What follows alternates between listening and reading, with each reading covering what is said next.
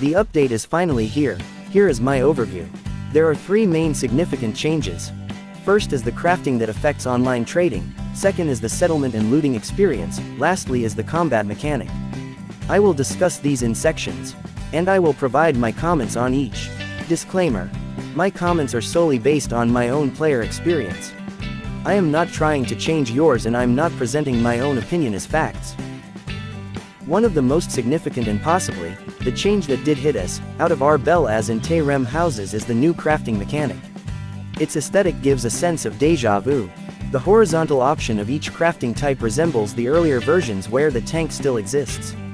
Our character craft in the embedded player camp. After clicking the button, it will show the following depending on your progress in the game. In endgame, this is the camp.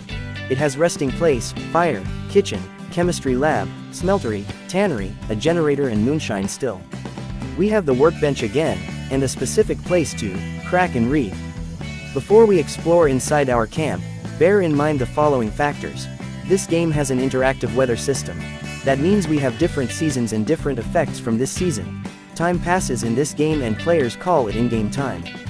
This being a survival game, means we have to keep certain stats in good conditions. Food, water, health and energy. We need to craft armors or weapons, and loot items in the open world. Crafting is one of the interesting aspects of the game, giving birth to a player-run economy in online mode, and a culture of hoarding and trading items. I'm not sure if culture is the right word, but all I know is, it is respected. Now, let's go inside our camp. In each installation is the craftable items, except fire and generators. These 2 installations fuel most crafting activities. Once you charge them up, they are consumed whenever you craft with electricity or fire. Take it as a limiter. Alongside leveling up your character, you need to upgrade these installations for more useful and rare items. The higher the level, the higher the rarity, and it follows a looting rarity too. Players need to wait real life to upgrade these installations. This is where the clash of in-game time and real-life time begins. In early levels, the players will unlock the workbench and kitchen first. These installations take in-game time when crafting.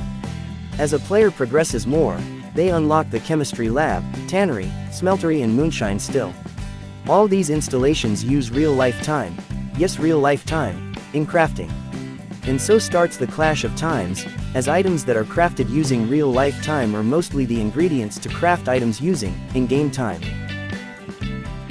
Thus with all of that, here are my comments. The UI or user interface is maddening. For example, watch me craft advanced parts. I got the clicking, it's the scrolling that killed me.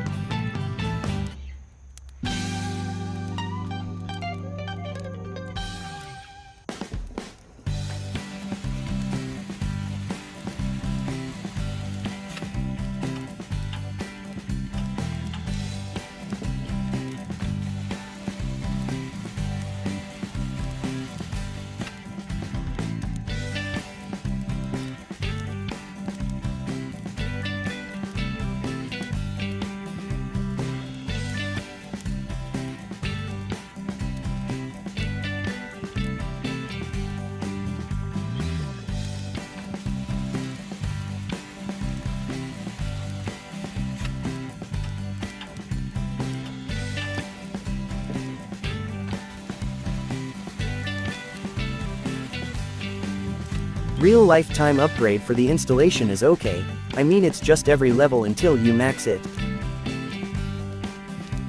Here is a suggestion: decrease the aspect ratio of the camp, or let players zoom in and out. The artists are doing great with the visual aspect of the game. I wouldn't mind zooming in and saying, "Oh, that's a nice grass."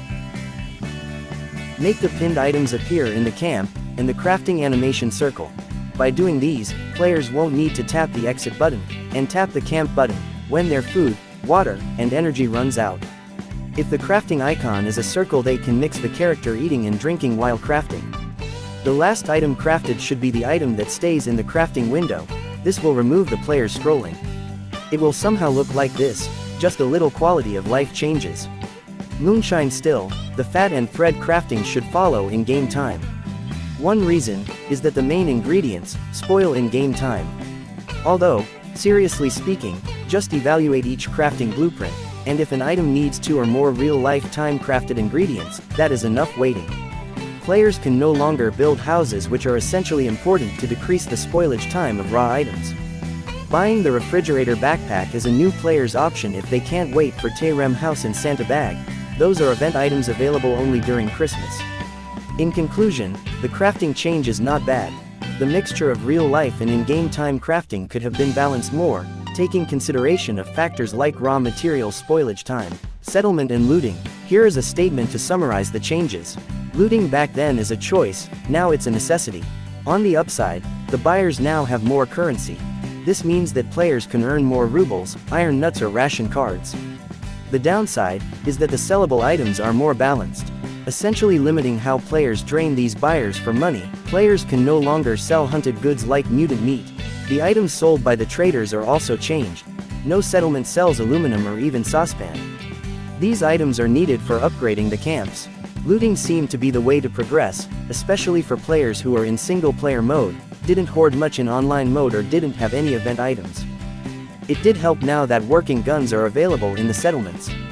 This brings the use and throw mentality, becoming a walking base of your own or a lightweight survivor, making players make decisions such as which city to loot first.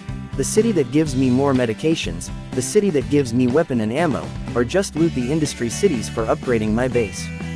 Thus, the highlighted importance of the looting aspect is welcoming, but the changes to create limitations is drastic.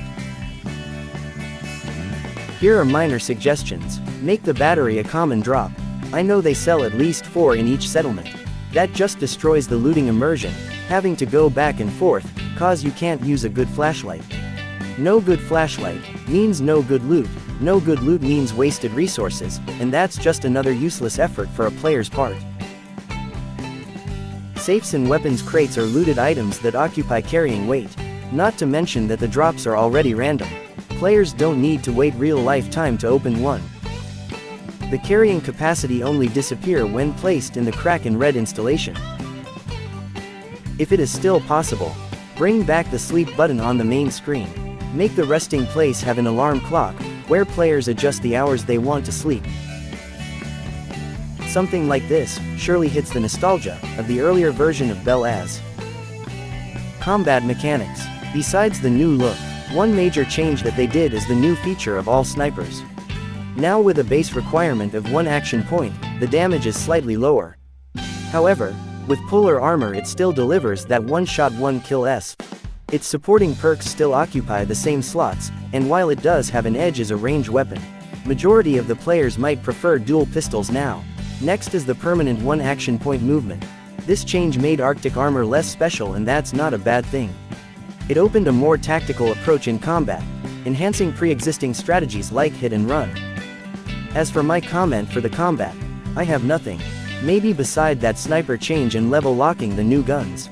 All in all, I hope they won't rework it again, and this time stick to the current mechanic. This update, much like the previous mega changes, shocked us more.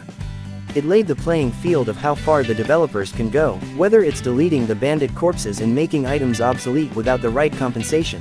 The game has yet to reach its full form. Will it finally escape its esoteric presence in the survival game genre, or consumed by the backlash from its own player base? Once again, thank you all for watching, and this is